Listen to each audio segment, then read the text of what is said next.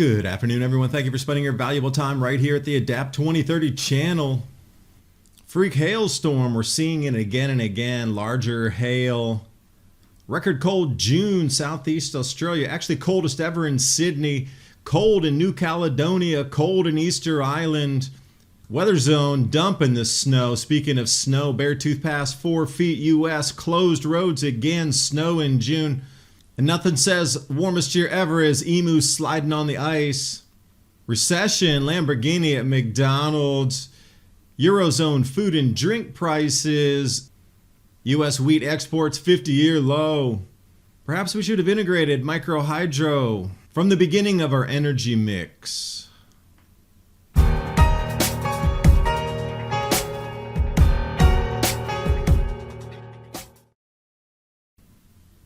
And this is what happens when you decide to study glaciers that are melting. In the melting season, things break loose.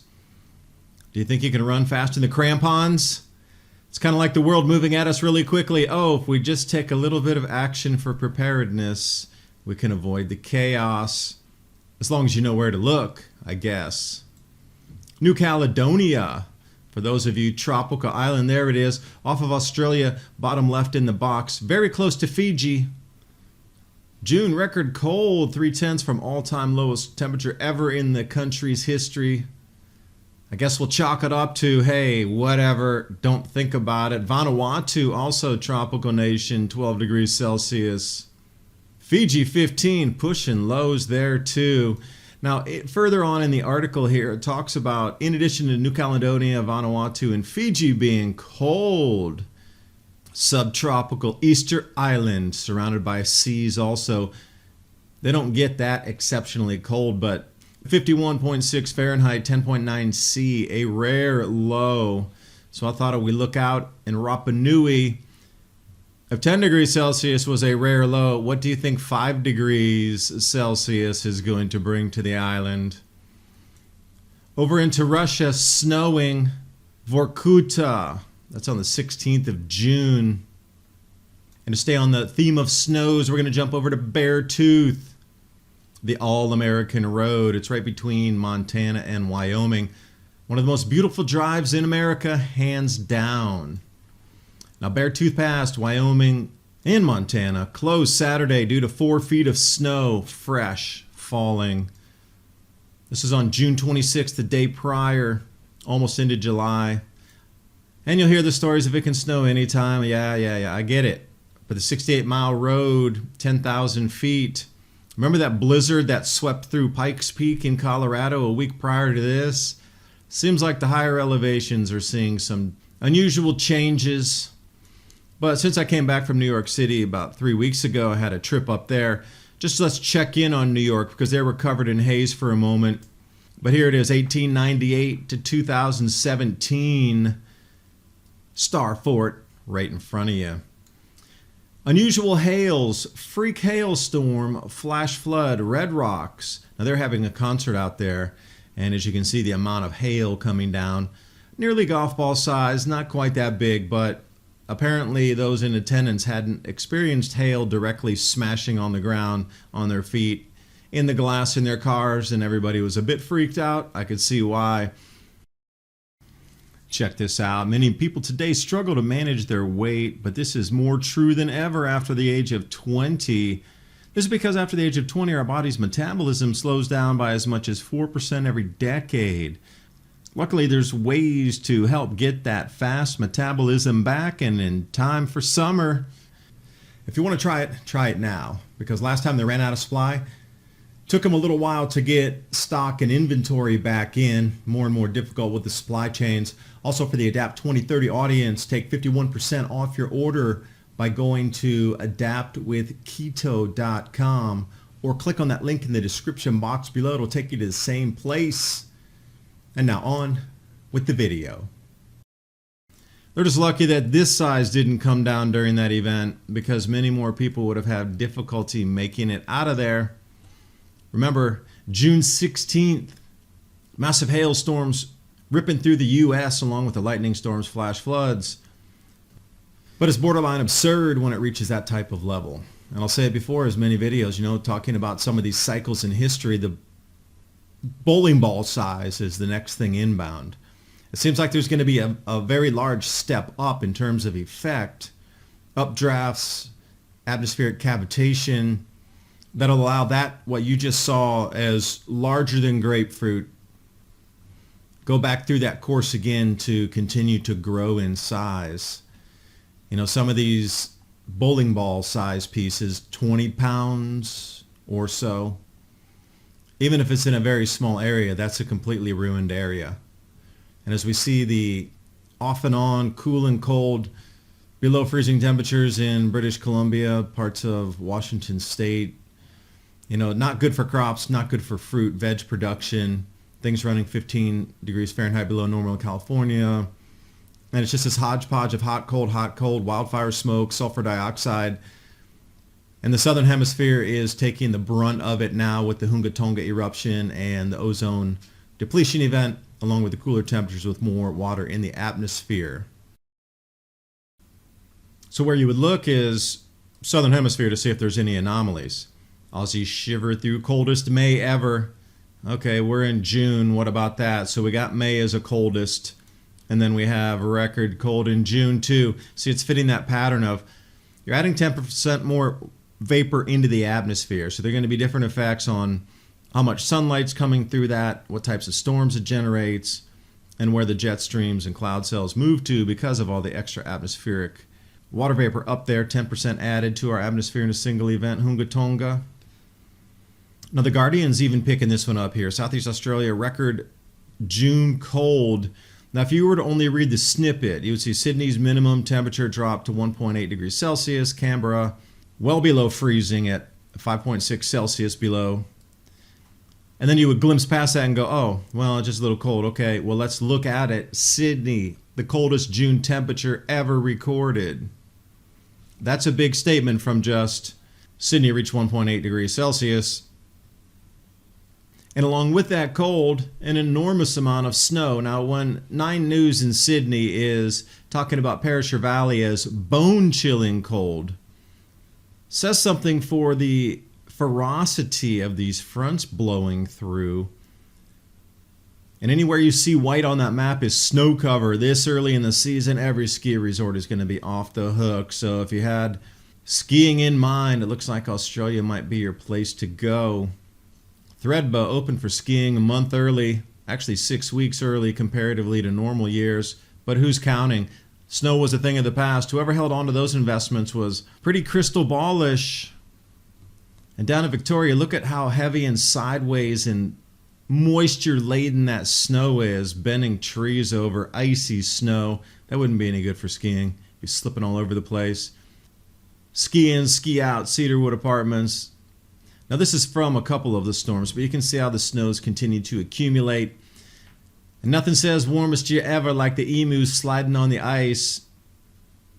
But to be fair to those following the temperatures, Bureau of Meteorology, the BOM in Australia, Weather Zone putting this one together.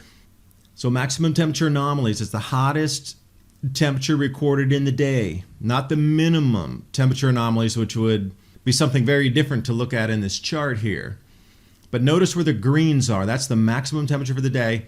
Seems to continue to be located in western parts of Australia across the grain belts there. So looking at 4, possibly 6 degrees Celsius below normal. You can see the heat centered and then it disappears after the first week of June. So when you look at this and these teeter-totter of coverage, if for a better term, New South Wales experiences record cold, all-time records in just a couple of stations, don't look at it really, but relentless warmth persists in northern Queensland.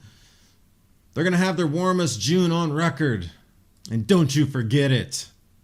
And don't you forget that the birds are going to get smaller and the birds are going to get bigger. Both. It's going to happen simultaneously. Maybe they'll just become medium birds, I guess. But speaking of chickens and birds, McDonald's, you know we're heading into a recession. You got a Lambo sitting there eating at McDonald's, please. I'm surprised there's not another 6 in the address up there. But speaking of prices we're staying in the Eurozone because Europe does affect a lot of pricing here in America. We're so intertwined. And with the grain debacle and the grain corridor not going to be re-upped again. What is this going to do for food prices for the rest of the planet in these less developed nations that rely on Russia for grain imports? So we'll stay in the Eurozone.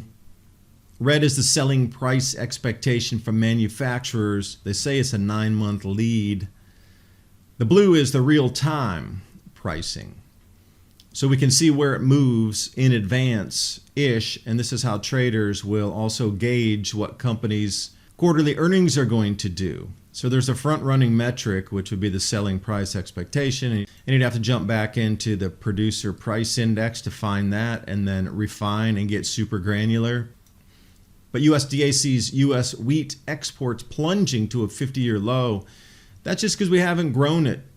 Conditions are so atrocious in the United States that we're down into 100-year low for production anyway, especially on the hard red winter wheat. We're back to like 1909 production levels. So wherever you look, it does seem that grain and agriculture is having a little bit of difficulty on the planet. Now again, there's that metric that shows you the lead of where expectations are going. If they can do it with regular pricing on consumer goods, certainly can do it with agricultural products, i.e. your finished food price, following that same but inverse, up and up and up. Corn prices spiked. Wheat prices spiked, and everywhere you look, there's just big gains in what you consider the staple grains. So get ready for that as we come into the end of this year. It's going to get more dicey, and look for that ozone depletion event ongoing. I'll keep covering that. If you go to NASA Ozone Watch, you can compare a couple of years ago prior to the Hunga Tonga eruption with what's happening today and get a really good glimpse of how much ozone is being depleted in the column so quickly.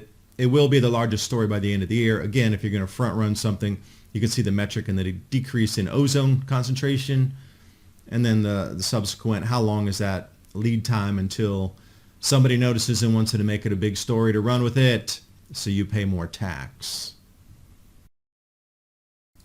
Speaking of taxes or not, I'm really surprised that we never had explored microhydro as we put out our world's electrical systems here. We're going to drop back into the 1930s and 40s. Now they had these water turbines that were meant to be installed in anybody's streams. Now how many megawatts would that have supplanted where there would be no taxation for that? You buy it, you produce your own power on your own stream. Or multiple neighbors in neighborhoods, put them all up and down a stream that ran through, a drainage runoff that ran through the neighborhood. And even this Red Devil water motor came out of Australia as well. We wash bottles, you can put that scrubber on it. All you're doing is making that spindle move in a counterclockwise direction. Cooling fans, obviously. Polishing, you can put polishing implements on it, cutlery, sharpening implements, and anything that you would need to make a spindle move, i.e. an alternator to generate electricity. So many options have been overlooked, yet they want to take you to rare earth minerals from this point. Chapters in history past, Mount Salhur, Indian state Maharashtra, and the pyramid of Dashur in India. Interesting how the Hur on the end of that is quite similar. Were they pointing to the place? And any place with a Hur also has this shape of pyramid. Blown by wind, man-made, hundreds of thousands of years ago, prior civilization with better tech and larger people to construct something like that. Just asking a few questions. Because while you're contemplating a sunset with this type of beauty, a few of those ideas do arise in the mind, like how do we protect ourselves, our families, be more self-sufficient, and ride through the changes that are back here again in another cycle. And you might want to start with True Leaf Market Heirloom and Organic Seeds for any grow zone on the planet. That link's in the description box below, along with emergency food supply. With all the crazy events happening in the planet, you never know when you need this, but you want to have it if you do need it. And the links to tonight's stories, images, graphics, tucked into the description box below. I do appreciate you watching. Hope you got something out of the video. I'll see you next time. Bye for now.